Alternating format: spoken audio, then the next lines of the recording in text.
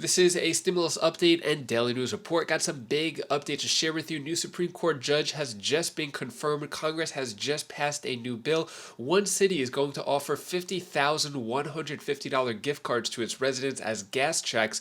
Also, payments of $2,600 proposed for residents in 2022. And surprise stimulus checks for inflation. 5 states confirm they're sending cash worth up to $500. I'll let you know the latest of the Build Back Better. Joe Manchin, Kirsten Sinema, as well as Pramila Jayapal talking about the latest with child tax credits and other stimulus provisions, and I'll give you some other important updates as well. Hope you're having a fantastic Friday. If you appreciate the fact-based, fast-paced updates, hit the like button down below. So, Senate confirms Ketanji Brown Jackson to Supreme Court, making her the first black woman to serve as a justice. So, it was a 53-47 final vote. Tally showed bipartisan support for Jackson, with 3 Republicans joining all Democrats to elevate the 51-year-old federal judge to a lifetime appointment. Jackson is President Joe Biden's first Supreme Court nominee. She will replace retiring Justice Stephen Breyer, 83, who was confirmed to the bench in 1994. So let me know your thoughts on this. Is this a good idea, bad idea? Are you a fan of the new Supreme Court choice?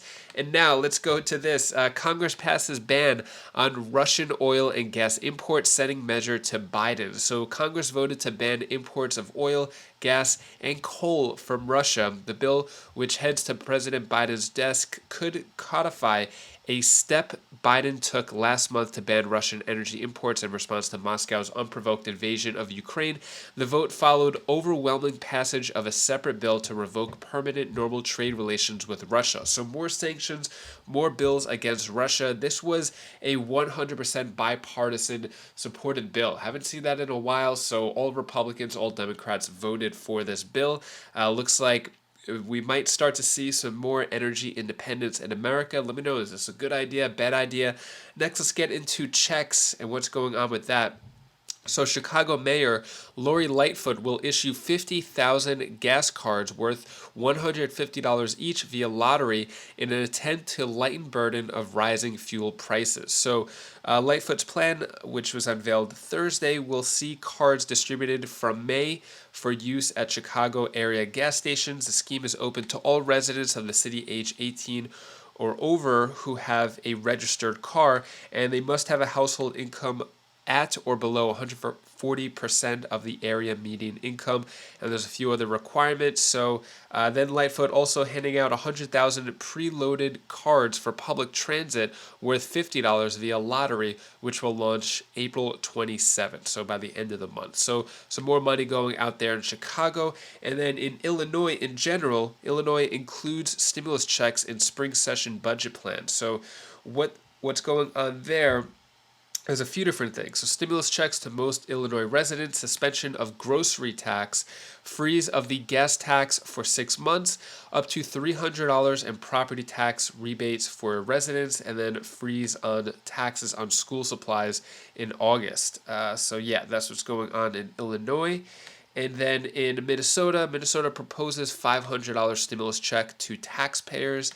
Then payments of $2,600 proposed for residents in 2022, see if you're eligible for the cash. So this is going on in Alaska. So Alaska House is currently debating the state's annual operating budget, which could put money back in the residents' pockets, which will be $1,300 per person divided into 2 payments to make it $2,600. So that's in Alaska. And then surprise stimulus checks for inflation. 5 states confirmed they're sending cash worth up to $500. So because of inflation, gas, all that is kind of all lumped in right here. So Georgia is going to send I thought it just said it here. All right. So Georgia, all right, yeah. So Georgia, $250 for individuals, $500 for couples, and $375 for head of household. Then Indiana, $125 checks. Then New Mexico, $250 for singles, $500 for married couples. New Jersey, $500 checks. California, potential $400 checks per vehicle. And then Hawaii, $100 each.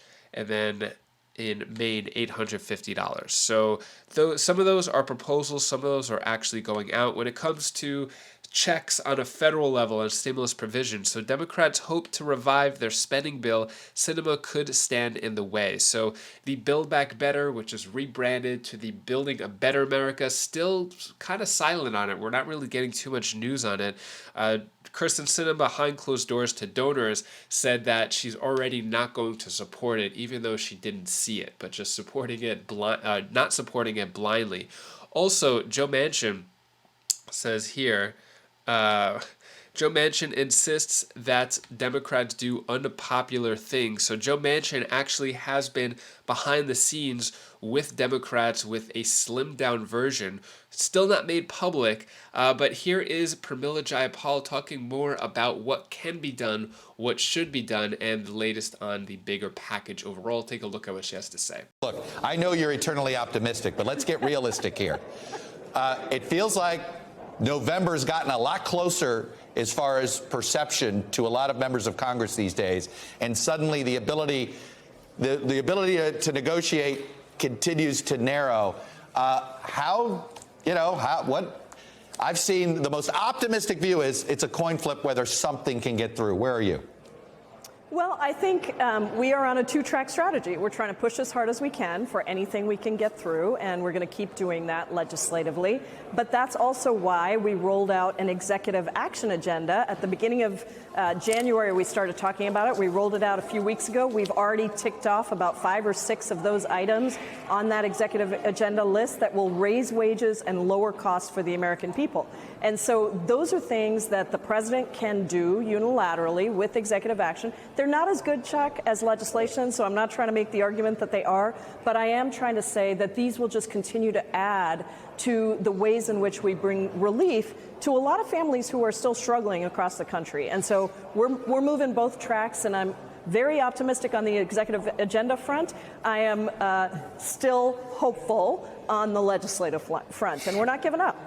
I'm going to channel something that I've heard. I've been traveling a lot more over the last couple of months in talking to folks outside of this Acela corridor here. And the question is, hey, can you just do one thing? How about just doing the child tax credit? Or how about just doing universal pre-K? Or how about just doing prescription drugs? Just do one of them. Or I've even heard student loan relief. Can you do one? And if you could pick one, what is viable? Well, I think that the thing that we have been talking about is scaled down from what we talked about before. It is some combination of tax reform, which is a big deal to make the wealthiest pay their fair share and pay for all of this. Prescription drug reform, which would be a big deal to lower costs for the American people on prescription drugs. And then climate, some portion of action on climate change for sure. And then the question is, can we also get something on the care economy? And I'll just tell you, Chuck, whether it's the child tax credit, whether it's child care, we need to do something to get women back into the workforce and to address this crisis where we've had more women leave the workforce and now fewer re-entering the workforce because child care has become so expensive. Housing is another one that we're still pushing on, just because if you're thinking about inflation in this moment, right? Gas prices are going up. So what do we do to make sure that families can meet their budget? We lower costs of other things that have also been inflationary, like childcare and housing. So that's how we're thinking about it. We will do whatever we can get done with 50 votes in the Senate and 218 votes in the House. Student debt relief, student debt cancellation, that the president can do on his own. And we have, as you know, been pushing him very, very hard. We got the first half of that, which was at least a pause on the payments, a continued extension of the pause on the payments. But now, hopefully, before this expires at the end of August, we'll get the cancellation of some amount of student debt. And what should be, let me go deep on that. What should be the parameters of who gets their debt canceled? Who should be in that group of people? Yeah, well, here's how I think about it. When I ran for Congress in 2016, student debt was at $1.3 trillion. Today, student debt is at $1.9 trillion. A lot of this money is money that the federal government makes and that these debt collectors make on interest rates that are higher than what we actually need to be charging. And so this is, if you look at the whole issue, it's like, why would we work against ourselves if the objective is to get as many people educated as possible with the highest qualifications, whether it's a community college or whether it's a four-year college or a trade school, and get them into jobs where they can support themselves and their families. So this all shows that if as much debt as you can cancel, you may know that I'm for canceling all of it, but as much debt as you can cancel is going to stimulate the economy. Last fact here is that if we were to cancel all of the debt that's out there, we would raise the wealth of black families in America by 40%. This is a racial justice issue as well. Right. Why wouldn't you means test that? Well, I think that the principle is that so many people have debt, and we've made education so unaffordable that the small percentage of people who can afford to pay it back is not worth the barriers that you would construct to actually getting it out to the people who need it. I mean, that's always the problem with means testing. People think that means testing is the answer to everything, but it puts barriers in the way that actually slow down getting the help to the people who need it the most. Is it easier, and this is real, is it easier to wipe away the interest first?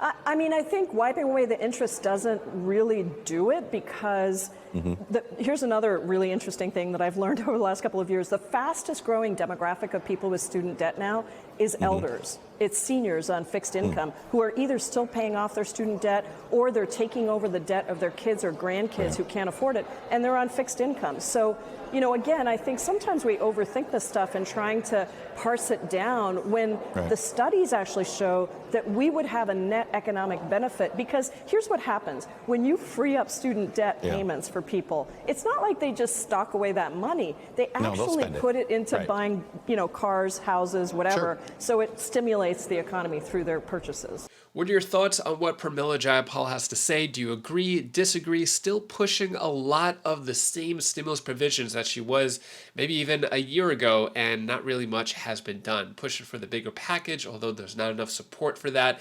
And time is running out because midterms are coming up. There seems to be sort of a May 31st or Memorial Day deadline, because after that, then Congress is just going to be focused on the midterm elections and trying to get votes. So, so we'll see what happens. I'll keep you updated. And if you want to hopefully brighten your day a bit, here's my daughter Bella's tip of the day. Kind of screwed that up. Hi guys, so my name is Bella. This is the tip of the day. If you make a mistake, then it's okay. You learn from your mistake, it makes you a better person. So it's okay. It's okay. We still love you. We like you a lot. Bye. Thank you so much for watching. So tomorrow, April 9th, is actually my birthday, and I'm playing a pickleball tournament tomorrow as well. So I might not make a video for tomorrow, but so we'll see. I'll keep you updated on what goes on with the tournament, birthday celebrations, all that. And so thanks for all the support in general too with Wise Flies. If you want to check out any of my latest videos, you could click up here, and I'll see you in the next video. Take care, be safe. Thank you for watching.